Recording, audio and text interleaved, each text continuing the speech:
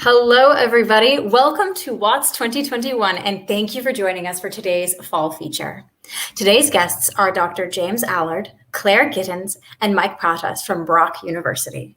We'll be talking about Brock's English Literature program and the different opportunities that they have for students to get involved. I'm Sienna, and I'll be your host. WOTS Toronto operates on land that is the territory of the Huron-Wendat and Petun First Nations, the Seneca, and the Mississaugas of the New Credit First Nation. This territory is the subject of the Dish with One Spoon Wampum Belt Covenant, an agreement between the Haudenosaunee Confederacy and the Confederacy of the Anishinaabeg and Allied Nations to care for and share the resources around the Great Lakes in peace. We encourage you to educate yourself about the land that you live on, wherever it is that you're tuning in from. Our first guest today is Dr. James Allard. James is an associate professor of the Department of English Language and Literature at Brock University. He teaches courses in British Romantic Literature and Culture, Gothic, and Speculative Fiction, and he currently serves as president of the Canadian Association of Chairs of English. It's a pleasure to have you. Thank you, Sienna, very much. Our second guest today is Claire Gittins. Claire holds a BA in English Language and Literature from Brock University. She's a recent grad, a published poet, and is currently pursuing a postgraduate certificate. It's a pleasure to have you both here today. So would you mind beginning by introducing yourselves kind of in the context of Brock University and the English program? What is one fond memory that you have of being a student or a teacher, a prof at Brock University? Perhaps I can start with Claire, seeing as you've just kind of recently exited that world. Yeah, for sure. So one of my fondest memories of being at Brock at all was actually in a class that Dr. Allard taught. So it was in one of your British Romanticism classes. And it was our very first lecture of the semester. And I can remember by the end of the lecture that I was so inspired. I was filled with this like kind of very genuine book person style of hope that lecture and feeling has carried me through a lot of writing projects that I thought that I couldn't complete. So that was a very fond memory. The fizzy feeling. Yeah. Amazing. And Dr. Allard, how about yourself? Well, now I'm blushing, but thank you, Claire, for that. I've been at Brock since 2003. I've been chair of the department since 2017. So I've seen this department and this university go through tons of changes over the years. But the one thing that never changes is the students. I mean, a department of university is only as good as its students, and I've been incredibly fortunate to have nothing but amazing students like Claire since I got here in 2003. It's a symbiotic relationship, you know? Mm-hmm. It's wonderful. So let's talk English. We're all here because we are English nerds in different ways. English is something that we use every day in an Anglophone world. You know, we live in Canada, we live in North America, we live in the Anglosphere. And so this is something that most people who grew up here are just casually using every day. So why would a student want to study this language more formally? Like, how can an English degree enrich your day-to-day life? Perhaps we'll start with Dr. Allard. To start, I think you're right. I mean, first of all, literature nerds, book nerds never need to be part of why it matters or what it's good for. Persuaded. We always begin from that place of being confused about why other people need to be convinced.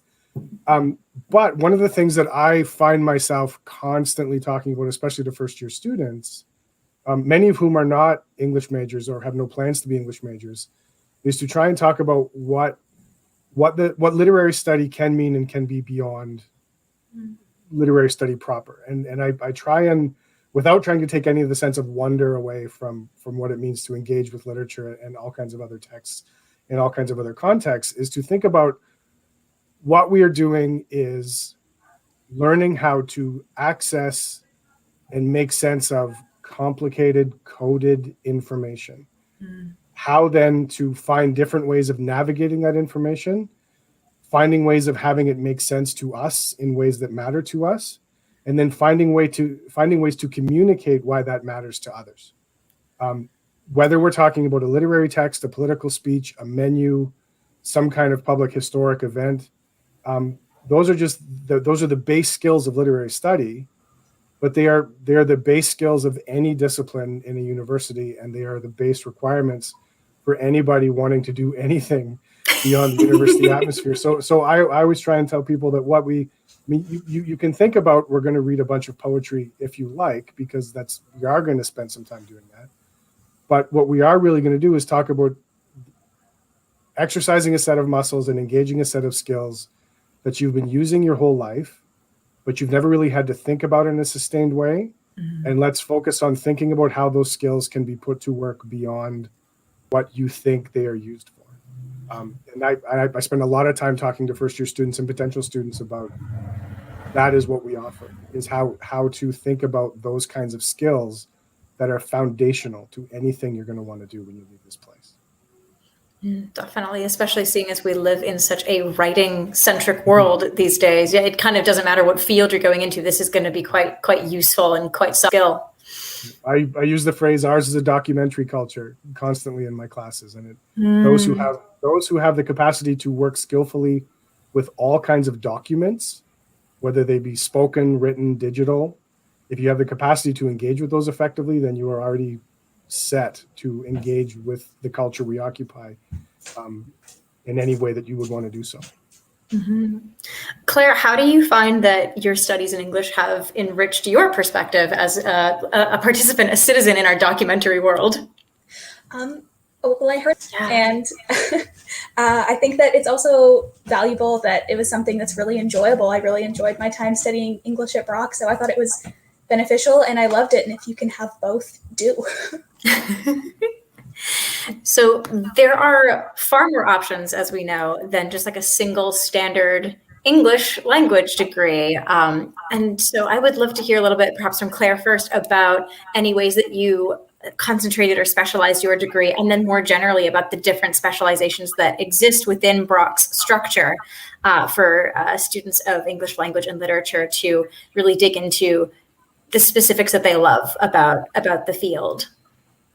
Yeah, for sure. So I've always thought that the English degree went really well with pretty much any minor that you could choose. I chose to do a minor in dramatic arts, but I've known people who did like psych, different sciences, history, classics, medieval and Renaissance studies, because there's such a great like breadth of content that you get to in all your English courses. So you don't just have to focus on one specific genre or time period. There's so much crossover that pretty much anywhere else you want to study, there's something relevant that you can apply to your English studies, and then there's something from English that you can apply to your other studies. Mm-hmm. I've heard that there are several actually structured concentrations within the English program, the Honors English program at Brock, which are the sort of common or garden English language and literature. There's English and creative writing. There's English and contemporary culture, which I find a really fascinating concentration just as a concept. And then there's writing, rhetoric, and discourse studies. So would we be able to hear a little bit about each of those? Sure. You're right. I mean, our biggest stream is the English language and literature stream, the honors stream. And in many ways, it's a traditional focused approach to how to study literature and literary history in the English-speaking world. But one of the things that we are particularly proud of with the way that we've organized our programs is we have all of our courses organized into the nomenclature here at Brock is lists. So we have lists A through E, and A is medieval and early modern, list B is 18th and 19th century, list C is 20th and 21st, D is genre, and E is literary theory. And we've set our program up so students need a certain number of credits from each list in order to help guarantee that they have the kind of coverage that would be expected of anybody who has an honors English degree anywhere in the world. But within those lists, there's some choice. So if you are a student who, let's say, hates Shakespeare, you still need to fulfill a list A requirement, but you can do so by not taking the Shakespeare classes. Or if you were particularly interested in the novel, you could load up on the 18th and 19th century novel courses and still fulfill the list B requirement, still get the kind of coverage, but you can tailor the experience within certain parameters to appeal to your particular interests. And that kind of process carries over into our other two primary streams in the department. One, as you said, English and creative writing, which one of the most important elements of that program from our perspective is, well, it's not a Bachelor of Fine Arts or a Bachelor of Creative Writing. It's a Bachelor of Arts in English and Creative Writing. So on the one hand, you can do with that degree anything you could do with a regular Bachelor of Arts in English, but it has a specialized focus in creative writing. So if you wanted to, say you wanted to continue on to teacher's college after, and you need to have what will look on paper like a standard English degree in order to be able to qualify to teach secondary school English in Ontario, you can take the English and creative writing degree and get that qualification while still pursuing your interest in creative writing.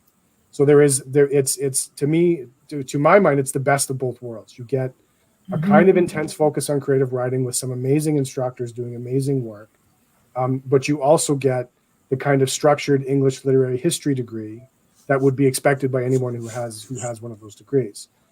The WORDS program is similar in that a number of the courses are common. There will be if you're in the WORDS program, you will take some literature courses and literary history courses, but you will also take a significant number of courses in rhetoric and the history of rhetoric, how argument works, working in digital in digital environments, technical and professional writing, those kinds of things. There's a handful of courses in journalism, for example. So while there are some courses from the literature stream that students in the WORDS program take, it's also it's an emphasis on language in context and language in the world and language in practice beyond the literary. So it appeals to a number of students looking to do a number of things. We've had WORDS students go on to do work in publishing, work in editing, work in library science, work in all kinds of non-creative writing environments, technical writing, professional writing, law school, all kinds of different ways that all three of our programs have contributed to it. The English and Contemporary Culture as a program it's not quite around anymore in that format, but the courses that made it up and the sort of structures that helped to build a program like English and Contemporary Culture are all still here. And because of the list structures of our programs, students with an interest in the relationship between literary studies and contemporary culture can still absolutely configure their lists in a way to make sure that they get that kind of experience. We offer structure and guidance to make sure that you're not just free floating and taking whatever you think seems to make sense. Listless, so to speak. Yeah, but also enough freedom so that you can tailor the experience to be the kind of experience you want it to be, knowing what it is you want on the other side of it. Definitely. That flexibility, I think, is really important for a modern student who is looking to, branch into multiple fields at once. And the idea of having like an English degree that is like spiced with a communications degree or spiced with a history degree or so on, like that's very appealing. As somebody who likes to learn about multiple things at once, I think that's fantastic. And for those of you who haven't caught on, the WORDS program is a very clever acronym as far as I'm concerned for the Writing, Rhetoric, and Discourse Studies program. So let's talk about the courses on some of these lists, because I took a look at your lists and it makes me want to go back to undergrad all over again. So one thing that I noticed, a particularly wonderful course is a speculative fiction course. I understand that Dr. Allard, you are interested specifically in speculative fiction. And this is fantastic to me because it's been a long-standing idea in academia that science fiction and fantasy and horror and other speculative genres like don't belong in the realm of academia because they're lowbrow or commercial or just not as like serious as far as a literary venture as what we would term literary fiction. So I am delighted to see this here, and I would love to hear you talk a little bit more about the value of studying speculative fiction and what it brings to the literary canon. It's one of my areas, and I do teach that Specfic course, and I love it a lot. And not only because there's on my night table, there's always a book that has either aliens or wizards on the cover, the kind of book that I read when I'm not here at work. But from sort of a program perspective, you're right. I mean, maybe 20, 25 years ago, a handful of programs in North America would have either a science fiction or a fantasy fiction course on the books, or other kinds of genre fiction, horror fiction you mentioned, because there was this sense that, well, that's popular culture. That's not the subject of proper literary study. But as things shifted, at this point, you would be hard-pressed to find a department in North America that didn't offer at least one course in some kind of genre fiction, science fiction, fantasy, whatever it might be. And part of the reason is because when we start to think about how texts work in the world and how literature operates, yes, the texts that we associate with quote unquote high culture have helped to shape our environments in some very important ways. And they're still worthy of study. They tell us something about who we are, where we're from, and what we're interested in. But there's also value in studying the texts that are not high culture, that appeal to a much wider audience. I mean, one of the questions I always pose to my students when I teach that course is, if someone invited you to see a film, you may be in the mood for a film, but you're always in the mood for a movie. And those might be, they might actually be the same experience, but we get that the naming of those things means something different. And we recognize, for example, in the 20th century, James Joyce's Ulysses as being one of the single most important texts published in the 20th century. But at the same time, I'd be willing to bet that whatever was the bestseller in 1922 reached far more people than Ulysses ever did. Now, we're not talking about is one better than the other, is one good, is one bad. We are simply talking about reach and impact. And that in itself is worthy of study and in fact demands study. We don't have to have the conversation about value and is it good, is it bad. I mean, those are questions that are interesting up to a point, but question of impact and reach, those are crucial questions for us to consider. Things like, we don't have to talk about how good Hunger Games or Twilight or 50 Shades or Harry Potter might be. We can still acknowledge how huge those phenomena are on the culture. Mm-hmm. And that phenomena in and of itself is demanding that we pay attention to it and understand how it operates. Aside from that, from another perspective, in bringing this stuff to the classroom, one of the things we get to see, if you're reading sort of a novel, say in the realist vein, it's set in a world you recognize with signposts that you can acknowledge, with language and descriptors that are familiar to you. If you encounter a text that's set in a completely alien environment, that writer has had to find ways to bring you in. And you as a reader have had to find ways to access it. In some cases, it's invented languages. In some cases, it's completely new metaphors or descriptors to try and help you see what it is in relation to the world that you live in, while reminding you that it is not the world that you live in. And if you can learn how to engage in that process with texts that are also just fun, then you've developed a skill set to help you encounter the more complicated, difficult, highbrow texts that your other courses will offer you, and that are much less fun. Never underestimate the learning potential in fun. Yes. Genuinely. Claire, I don't know if you took this course or not, but I'd love to hear your experience of it. Yeah.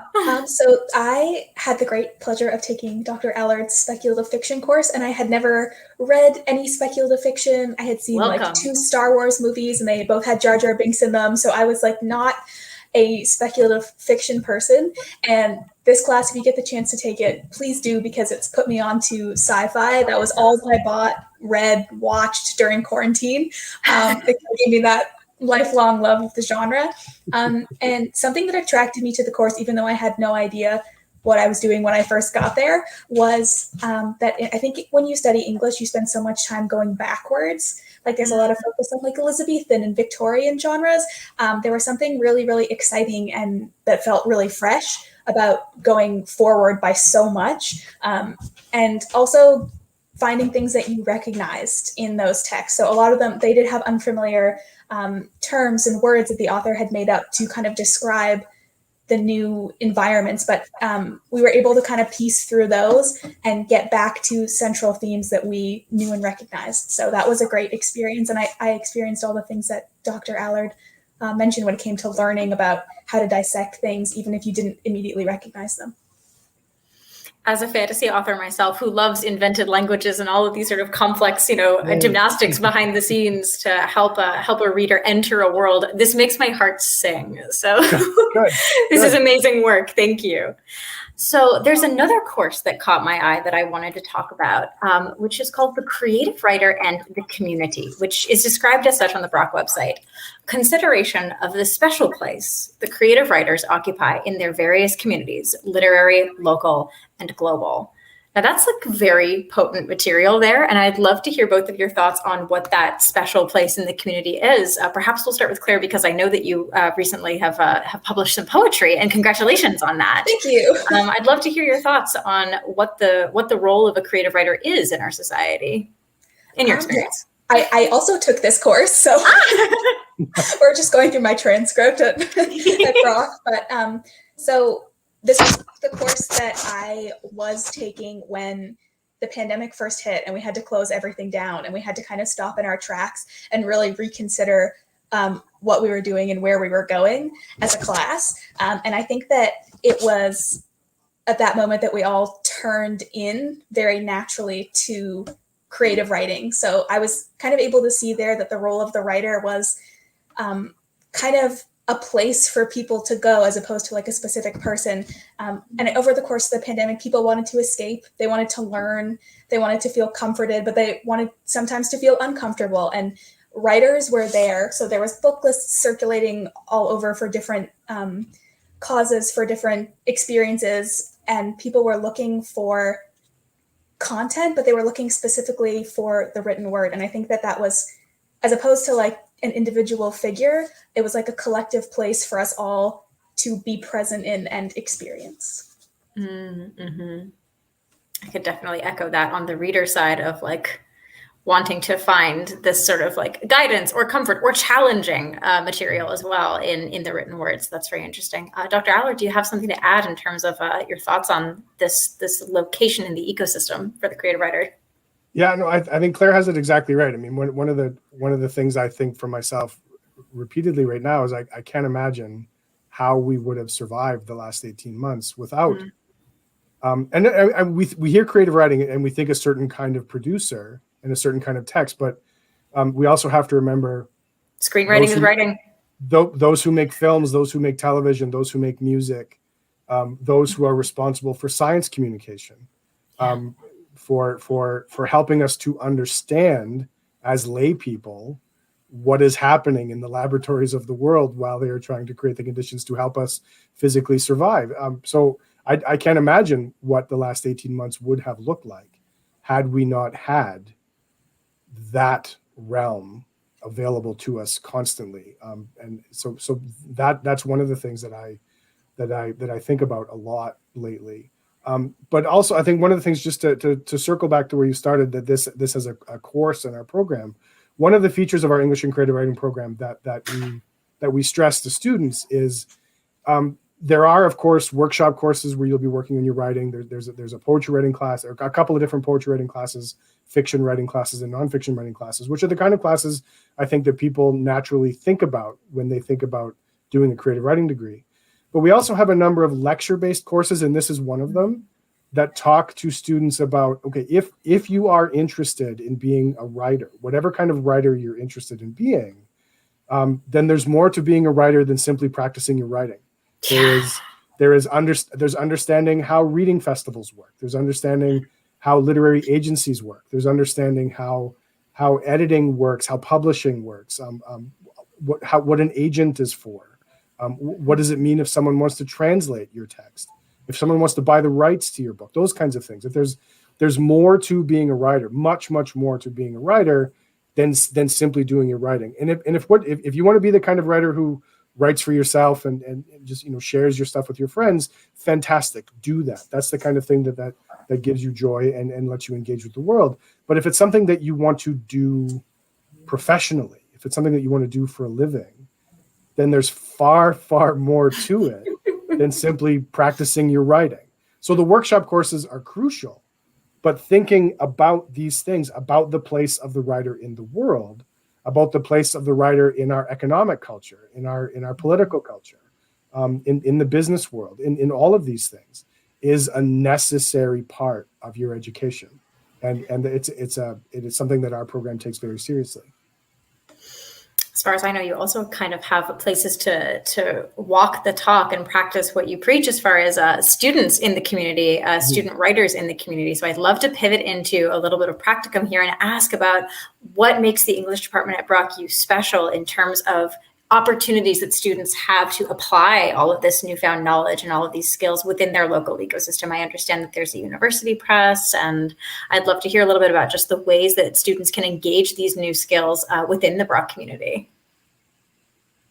Claire, would you like to start us off? For sure. I would love to. So yeah, there's great publishing opportunities at Brock. So that was where I did my first publication as like a baby poet, and where I kind of like got used to what that actually meant. I had no idea that, you know, you could even have a journal that had poetry in it that you published every month and that people would be interested in that kind of thing. So with Dr. Dickinson, we were able to publish a creative writing anthology, which is where I did kind of my first publication. And something else that's really special about kind of like walking the walk at Brock is the scene. And that's kind of like a vague descriptor, but Brock's kind of like a mid-sized university, and St. Catherine's kind of like a mid-sized city. It felt really big when I showed up there, but it's kind of in the middle. And that means that you're exposed to a ton of different artists and creatives, because there's not enough space to have like, oh, only the poets sit over here and the short storyists sit over here at the side of the cafe. And when you're exposed to that many types of artists, a lot of great creative things happen. So when we would go to open mics, kids in the program, kids in creative writing in the clubs and stuff. And there was not just singer-songwriters. You could perform poetry at the open mics. And if you had stand-up comedy, that was your time to do stand-up comedy. So there was a really great collaborative effort going on at Brock. And I think that if you're interested in writing at all and performing or publishing, that the more types of artists that you get to collaborate with, the more that you learn, and you can diversify your skill set. So I ended up branching off from poetry into songwriting, and now I'm doing writing and producing for film and television. And all of that came out of people and experiences that I had while I was at Brock. It sounds like just a soup of collaboration and, you know, ideas and people bouncing things off of each other. It sounds like the kind of incubator that an artist wants. It was amazing. I miss the Brock scene. I do. You'll have to return and, you know, come back to your old stomping grounds. Dr. Allard, do you have anything else to add, perhaps on a more academic side, if there are extracurricular opportunities or things like that, research opportunities for students who are really interested in this stuff? Yeah, I'm a little bit distracted by the idea of Claire as a baby poet, which I like. I love that image. But yes, aside from sort of some of the very public-facing poetry and reading events that are here on campus and off campus at the Niagara Artist Center downtown and other venues that we have, we also have a number of faculty who, and it's hard to predict year after year, but a number of faculty who are very excited about the possibility of hiring undergraduate research assistants to help them with their work. We don't have an active co-op program, but we do have faculty with connections to various industries, whether it be publishing or journalism or library science or archive science, those kinds of things. And as opportunities come up with these professional contacts that our faculty have, we are always looking for opportunities for students to engage our students, to recognize that yet the academic side of your program is really, really important, but it's also important for you always to be thinking about what is the relationship between the academic side of your degree and what you want to actually do with it. Because despite what many people think, not everybody studying English wants to be a high school English teacher.